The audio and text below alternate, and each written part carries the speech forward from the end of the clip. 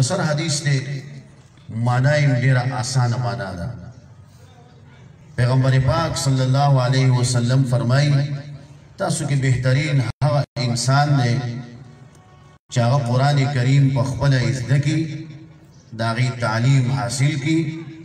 او نورو ته وښیي څومره مختصره او آسان فهم معنا ده چې قرآن په خپله یاد کړي د هغې تعلیم حاصل کړي هغه زده کړي او بیا ولګي نورو ته وښیي پیغمبر علیہ السلام داسې خلکو ته وفرمیل خیرکم په تاسو انسانانو مسلمانانو کې بهترین دا یې ونه ویلي چې په تاسو کې بهترین بادشاه دی یا سردار دی یا ملک دی یا سرمایه‌دار دی داسې ونه ویلي داسې وفرمیل خیرکم په تاسو کې بهترین هغه څوک دی چې قرآن د الله عظیم کتاب دا الله لوی کتاب هغه یاد کی دا غي تعلیم حاصل کی او بیا نور ته وښیي نو که بادشاہي لوی نعمت دی چې هغه د قرآن حافظ د قرآن عالمي او نور خلکو ته ښیي تاسو ګورئ د ترکیه بادشاہ چې کوم دی هغه د قرآن حافظ دی دا د الله یو احسان او نعمت چې چاله وي ډیر داسې سرمایه‌دار خلک دي چې هغه هم د قرآن حافظان دي او اکثریت غربا او فقرا دا خلک د قرآن حافظان دي او د قرآن عالمان دي نو چې دا نعمت هر چاته میلاو شو هغه بهترین دی هغه امیر وي که هغه فقیر وي او بیا دا خلکو ته وښیي لکه تاسو ګورئ قاری عتیق الرحمن صاحب دلته محنت او ستاسو بچی تیاری هغوی ته قرآن په ښایسته لهجه باندې په ښکلي تلفظ باندې هغه ور زده کوي د هغې تعلیم ورکوي او هغه تیاری هغې نه د قرآن حافظان جوړوي نو مصداق د دې حدیث داسې خلک دي چې هغه قرآن په خپله زده کوي او نورو ته ښیي د مدارسو جوماتونو کې تاسو وګورئ الحمدلله چې هره کوڅه کې مدرسه ده هر محله کې مدرسه ده هر جماعت کې مدرسه ده او د چا مدرسه ده د قرآن څه پکې ویلې کېږي قرآن که قاعده راوالي د قرآن دپاره ناظره خو ډایرکټ قرآن او بیا حفظ قرآن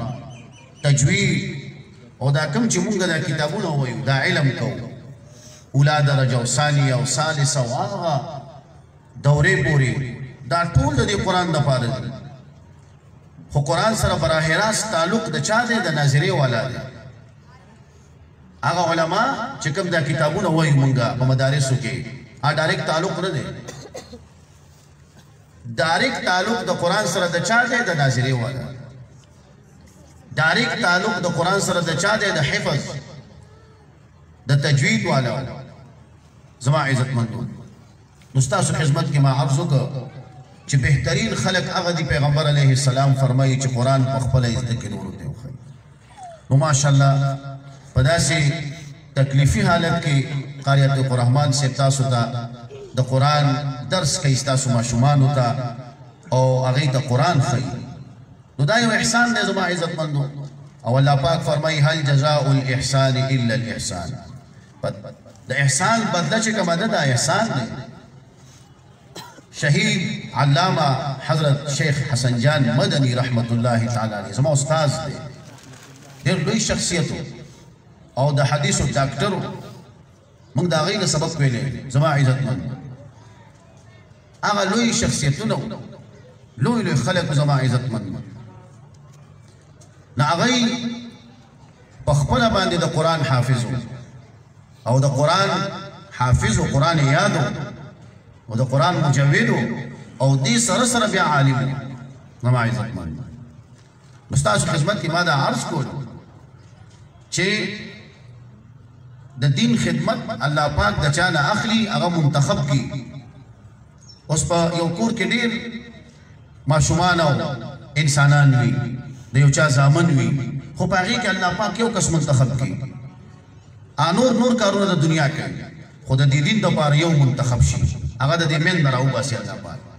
هغې دپاره پلار هم خادم کړي هغې دپاره مور هم خادمه کړي هغې دپاره رون هم خادمان کړي هغه به خدمت کوي پلار ورته وایي بچی ته مدرسې ته ځه ستا خرچه ټوله په ما ده مور د هغې لپاره خدمت کوي د هغې جامې تیاروي ورونه داسې ورونه یي ماشاءالله چې هغه ورته وایي وروره ته مدرسه ووایه ته علم وکړه ستا ټوله خرچه په ما ده دا انتخاب الله وکړه د یو کس دا ټول یې ورله خادمان کړل دا پلار یې ورله خادم کړه پلار مدرسې نه ورله راځي تپوس یې کوي او بچی ته وایي چې ته علم وکړه زه ستا خرچې ټولې برداشت کوم زما عزتمندو ما ستاسو خدمت کې عرض کوم چې داسې تکلیف حالت کې یو څوک ستا بچي ته هغه قرآن ښیي تا سره احسان کوي نو زما مطلب دی خبره کې دا شیخ حسن جان مدني رحمت الله تعالی علیه فرمایل چې په تا باندې څوک احسان وکړي نو تم ورسره احسان وکړه نو یو احسان دا دی چې ستا بچي ته څوک قرآن ښیي د قرآن زده کړه ورته کوي دا په تا احسان کوي ستا له قرآن نه درځي ته په خپله خو د قرآن حافظ نه یې ډېر داسې مسلمانان هم شته چې په ناظره هم نشي ویلی قرآن خو دا حافظ او دا استاد لګیا دی ستا بچي ته قرآن ښیي په دې وجه باندې چې خالص د الله رضا او د الله کلام د دې په برکت باندې ستا په کور کې الله پاک نور حافظان پیدا کړي ډېرې کورنۍ داسې دي چې په هغې کې جنکۍ حافظانې دي ماشاءالله اوس خو عالمان یې شوي الحمدلله دا هم ډېر لوی د الله نعمت دی دا یو کار تا وکړه چې یو بچی د مدرسې نه راوسته د هغې په برکت ستا کور کې ټول علما پیدا شو نو چې احسان وي ته به هم احسان کې ته به احسان څنګه کې ته به د دې مدرسې سره امداد کې ته به د دې قرآن د قاري د دې استاد سره امداد کې جاني امداد به هم کې مالي به هم کې تا ته ډېر لوی خیر درکړی دی ګوره که ته په دې باندې پوه شي قرآن داسې یو کتاب دی چې د دې په وجه باندې الله پاک د قیامت په ورځ باندې د دې معصوم حافظ قرآن مور او پلار ته د یو عظیم مجمع په مخامخ باندې د سرو زرو تاج په سر کوي سبحان الله تا به راولي اواز به وشي ګوره الله پاک به هلته کې عدالت لګولی الله رب العزت او دا وزیران به څوک وي فرشتي او انبیا علیهم الصلاة والسلام 18,000 مخلوق به هلته موجود دي داسې مخلوق چې اوس موږ تاسو نه دی کتلی موږ صرف دا یو مخلوق کتلی چې په دنیا کې دی داسې د الله عظیم کائنات دی 17,000 مخلوق زموږ د سترګو نه پناه دی موږ نه دی لیدلی قیامت کې به ظاهرېږي زما عزتمند هغه مخلوق په مخامخ په سټیج باندې به الله پاک آواز وکړي حافظ قرآن نوم به والي چې د دې حافظ قرآن مور او پلار د سټیج ته راوستلی شي دا څومره لوی اعزاز چې راوستلی شي انبیا به ورته ګوري فرشتې به ورته ګوري انسانان به ورته ګوري علما به ورته ګوري حالان کې د پلار نه قرآن ویلی او نه د قرآن حافظ دی نه د قرآن عالم دی نه د قرآن په ترجمه ورځي هیڅ یې نه دی ویلي اعزاز د دې بچي د وجې نه ورته میلاویږي نو چې کله دې راوستلی شي خلک به ورته ګوري چې دا څوک دا صرف د قرآن د برکته درته به وویلی شي چې دی مور او پلار د دې بچي ته د سرو زرو تاج په دې سر باندې کېږدي لکه موږ چې دا دستربندي کوو دا پټکې ورته والی کېږي دا هغه جلک دی زما عزتمند دا د قیامت د ورځې هغه یو خاکه ده چې په دې دنیا ښودلی کېږي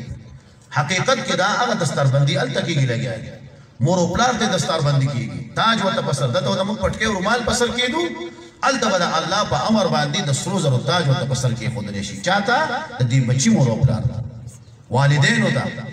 او نبی علیہ السلام فرمایي چې داسې د سرو زرو تاج به وي چې دنیا کې د انور سمر رڼا کوي د دې نه به زیاته رڼا نو بیا فرمایي چې ښه د والدینو په سر داسې تاج کېښودلی کېږي نو د دې حافظ قرآن به سهاري دا الله ته علم دی دا موږ او تاسو نه دي کتلي د قیامت په ورځ دی الله تعالی په موږ او تاسو باندې دا وکتلي او انشاءالله ګورو به موږ او تاسو مسلمانان یو الحمدلله د قیامت په ورځ باندې عقیده او په قرآن عقیده سره نو دا لوی اعزاز به دې ته میلاویږي دا د چا د وجې نه زما عزتمندو د قرآن د وجې نو ستا دې بچي ته یو عظیم نعمت دی یو استاد په ذریعه باندې میلاو شو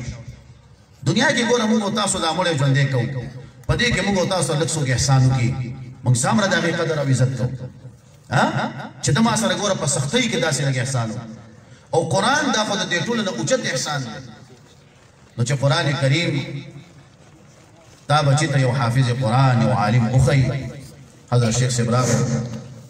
ټول ملګري اوچت اواز سره نړۍ تکبیر جواز راکړي خپل ځایونه باندې ودرېږي نعره تکبیر نعره تکبیر سر به کف سر بلند دیوبند سر به کف سر بلند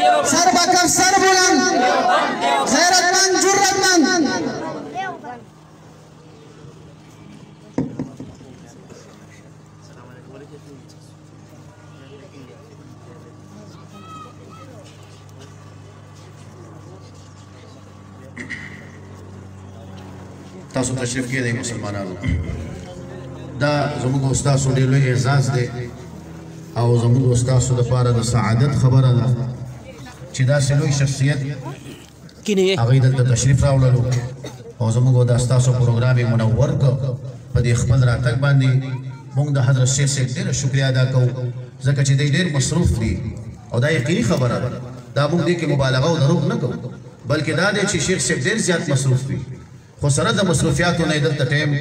وایستل او راغلل موږ یې ډېره شکریه ادا کوو الله دې د دوی په عمر کې په علم کې برکت واچوي الله دې د دوی سره زموږ د ټولو اکابرینو علماو حفاظت وفرمایي نو زه خپله خبره راغونډوم زما عزتمندو تاسو ته به دا خبره کوله چې قرآن ستاسو بچو ته وښودلی شو د دې استاد په ذریعه باندې یو عظیم احسان در باندې وکړی شو نو تاسو هم دې سره احسان کوئ دې مدرسې سره د دې استاد سره تاسو کوشش وکئ چې دې دپاره مستقل ځای پیدا شي دې مدرسې دپاره خیر دی که په کرایه باندې وي دا بوج په دې دنیا کې ځان باندې برداشت کوي آخرت کې به الله پاک تاسو ته ډېره لویه صله او لویه بدله درکوي زه خپله خبره خلاصوم واخر دعوانا ان الحمد لله رب العالمين